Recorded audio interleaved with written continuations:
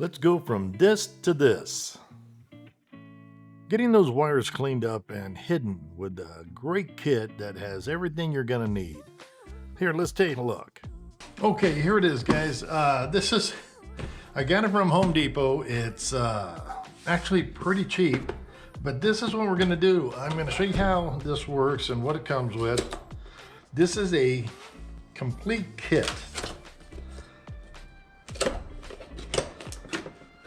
that I think you guys are really gonna like. This kind of shows you what's all in it. It's something. Look at this. They even give you a hole saw. It's a 3.5 inch, and we're gonna go ahead and use that to cut the drywall. Now these here are they are a fish tape. But yeah, you just kind of shove her in there.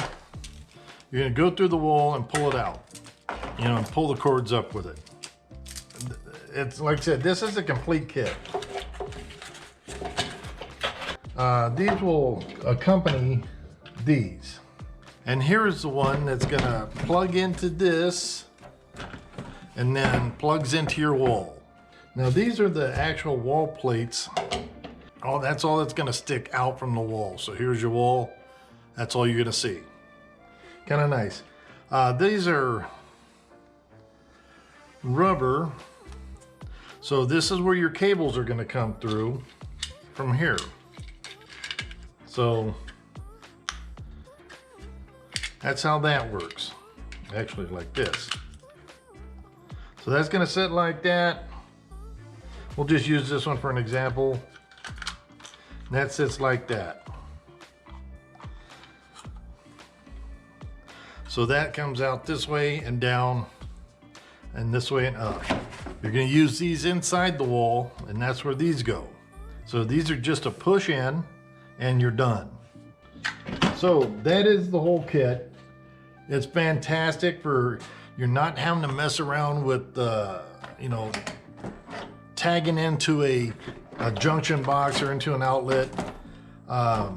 You just gotta be, it's gonna be about 4 to 5 feet right here away from your outlet at the bottom. Oh, and if you do need, they do have a pretty good layout here with their instructions that I think anybody can do it. I mean, this is just so easy. Let's go and take this in and get it wired up.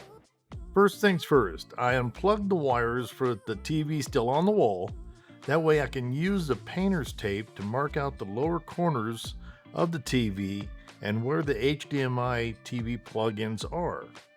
Next up, we need to go ahead and find where the wall studs are.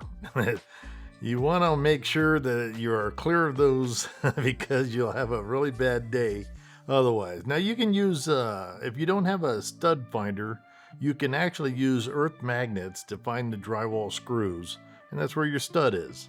As you can see, the stud finder lights up when it finds an edge of a stud with a little arrow there. Find the next stud and you're ready. Now the scary part. Use this method and you won't need to be afraid, I promise. We have everything marked out. The HDMI input, the stud location, the lower corner. Next, make your center mark where the hole will be. Then we'll use the level to line up the lower hole placement. I'll show you that here in just a second. Next up, I use the plastic container bottom. This is, the kind that comes with the pre-sliced deli meat. They're great for things like this and storing stuff. But I drill a hole in the center of it, and then that way I can place the hole saw inside like this. Now what this does is help from getting drywall dust everywhere, which it will do. And speaking of drilling the holes, be sure to only drill deep enough so you won't hit any wires on the inside of that wall. Not saying there's going to be, but just so you know you won't get into that and have a really bad day. Now getting the lower hole cut, I used the level here and lined it up off the center of the power receptacle to the left, and that way I keep them kind of nice looking on the wall, and straight down from the upper hole center. Now I use tape to mark out the center of this too. I use tape to do this so I'm not writing on freshly painted walls. Next up is getting the wire channel cut and in place, just push the channel into the clear plastic chase right here, like this. Then place it on the top hole, and let it hang down to the bottom hole, where you can mark the top section of that hole. And that's how long that channel should be. Carefully cut the tube to length with a sharp, like say, carpet knife. Now you can use all kinds of saws for this or anything like that. I just use a knife just to be careful. Choose a groove and cut around it. Now if you do need to extend the height of it or the length of it, use a splicing coupler for that. For me, I find that I never place a bottom of the TV higher than 41 inches for single row seating. It's just a lot more comfortable watching, no neck or eye stress at all. Next, running it through the walls. This is pretty straightforward, but some of you may have insulation in the walls, or the holes may not line up straight enough, etc. If that's the case, you may want to use that included fish tape that they give you. Yeah, it's called fish tape. Once you have it installed in the wall and the clear plastic one is set in the correct spot like this one is, screwing these screws will flip out these attachment ears just like on the remodel box works. The ears go behind the drywall and tighten up as you screw to the right on them. Now I do use a manual Phillips head screwdriver on these instead of the screw gun, because it's way too easy to strip out the clamping ears, and you don't want to go through all that, and it just takes just a little bit longer.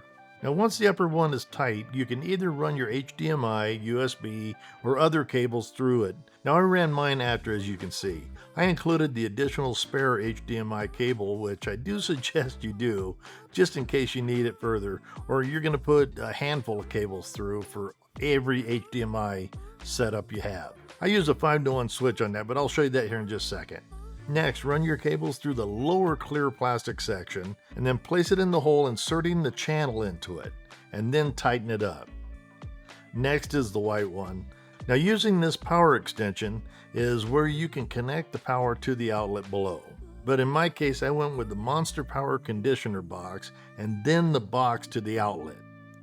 As I mentioned, instead of running a bunch of HDMI wires through or USB wires, where I only needed the one with this 5-to-1 HDMI switch. I can't tell you how nice it is, and only about 39 bucks. I'll have links to everything in the description of everything that I've used and what I have, and at the top of the comments section also. Now, what is a power conditioner, you say? Now, it's a home theater power source that regulates the power to each device. Otherwise, a very, very complex surge protector, but with much more clean power. Let's go ahead and go back to the HDMI switch. I'm going to go ahead and use a Velcro pad to hold the HDMI switch right here in place, so I have access to it for testing products in the future.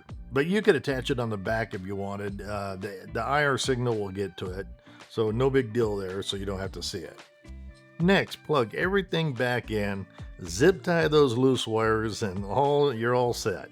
Now here you can see, using the remote provided, changing the different components is easy. You can also press the buttons on the switch too, so either way. But as you can see, what it does for the aesthetics, the look of it, looks just nice not having wires there. Now you have a clean install with the most friendliest and fastest kit I have ever worked with. So I hope you enjoyed it. Please hit that subscribe button if you're not subscribed, and maybe give a share or a like on this. I would appreciate it. It sure helps us out. See you on the next one.